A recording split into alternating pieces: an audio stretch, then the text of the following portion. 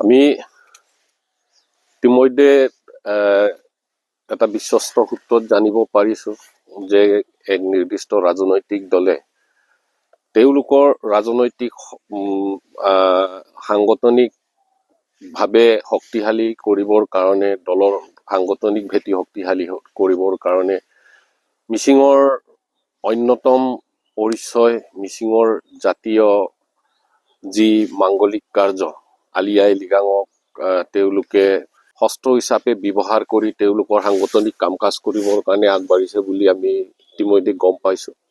মিচিং বান একেবাৰে নিৰ্দেশনা জাৰি কৰা হৈছে যে কোনো ধৰণৰ তেনেকুৱা ৰাজনৈতিক বা সামাজিকভাৱে হ'লেও কোনো মঞ্চত আলি আই লৃগাং উদযাপন কৰাটো বন্ধ কৰিব লাগে বুলি আমি ইতিমধ্যে 2018 চনতে জুনাই জনকৰণত অনুষ্ঠিত হোৱা মিচিং বা নেকাবাঙৰ অধিৱেশনত সিদ্ধান্ত গ্ৰহণ কৰিছো আৰু আমি সকলোকে আহ্বান জনাইছো যিটো মাংগলিক কাৰ্য আলি আই লৃগাং এই মাংগলিক কাৰ্য হিচাপে থাকিবলৈ দিয়ক। ইয়াত কোনো ধৰণৰ ৰাজনৈতিক মঞ্চত আলি আই লৃগাঙক তেওঁলোকৰ দলীয় কাৰ্যত শক্তিশালী কৰিবৰ কাৰণে নিৰ্বাচনমুখী কামত ব্যৱহাৰ নকৰিবৰ কাৰণে আমি আহ্বান জনাইছো আৰু সকীয়াই দিছো যাতে আমি বিভিন্ন সময়ত দেখিছো যে বিভিন্ন ৰাজনৈতিক দলে মিচিং জাতিটোক মিচিং যি সমাজক বিভিন্ন ধৰণে ধৰ্মীয় বিশ্বাসৰ জৰিয়তে হওক বা অন্যান্য ৰাজনৈতিকভাৱে হওক ভাগ কৰি জাতিটোক দুৰ্বল কৰাৰ ষড়যন্ত্ৰ ইতিমধ্যে আমি সন্মুখীন হৈ আহিছো।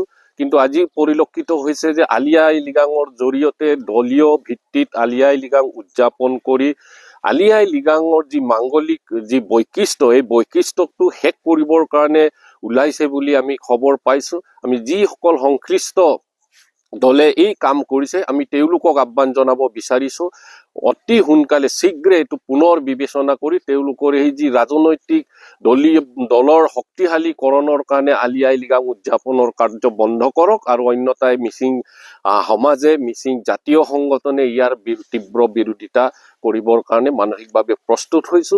কিন্তু কোনোবাই আলি আই লৃগাং পাতক আমাৰ আপত্তি নাই, কিন্তু সেইটো কেৱল মাত্ৰ মাংগলিক কাৰ্যহে তেওঁলোকে কৰিব পাৰিব। ইয়াৰ জৰিয়তে গণসমাৱেশ পাতি সাংস্কৃতিক সন্ধিয়া পাতি আপোনাৰ কি বুলি কয় মুখ্য অতিথি পাতি বিশিষ্ট অতিথি মাতি তেওঁলোকৰ ৰাজ্যিক পৰ্যায়ৰ কেন্দ্ৰীয় পৰ্যায়ৰ অতিথি মাতি সেইটোত লেকচাৰৰ আমাৰ কোনো প্ৰয়োজন নাই। আমাক কেৱল মাত্ৰ কৃষি ভিত্তিক যিহেতু এইটো মাংগলিক কাৰ্য হয় সেই মাংগলিক কাৰ্য হিচাপে থাকিবলৈ দি ইয়াৰ যি মৰ্যাদা এইটো অক্ষুণ্ণ ৰাখিবৰ কাৰণে মই সকলো ৰাজনৈতিক দলকে আহ্বান জনাইছো।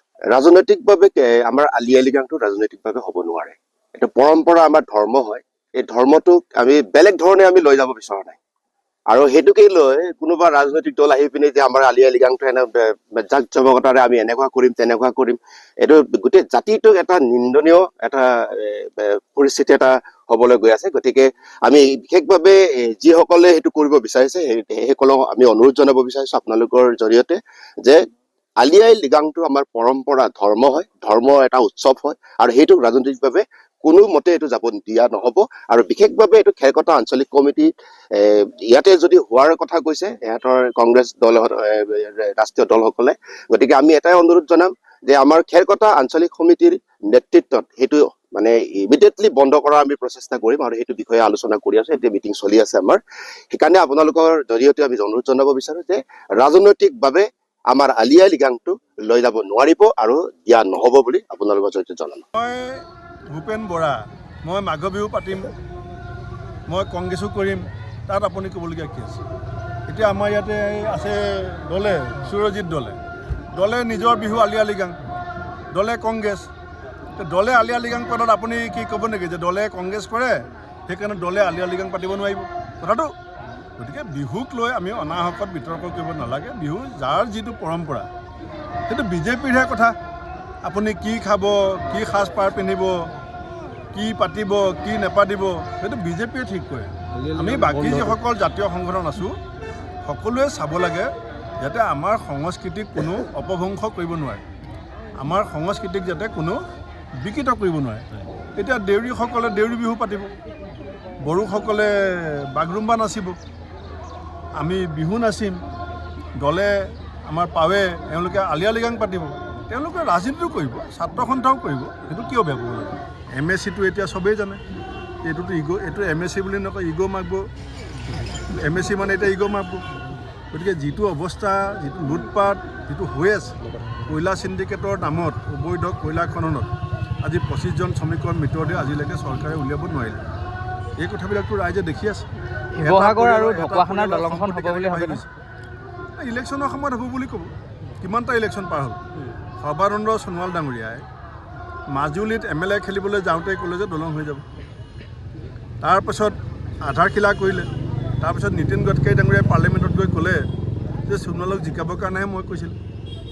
এতিয়া খুটা বহি গ'ল। ঠিকাদাৰ কোন?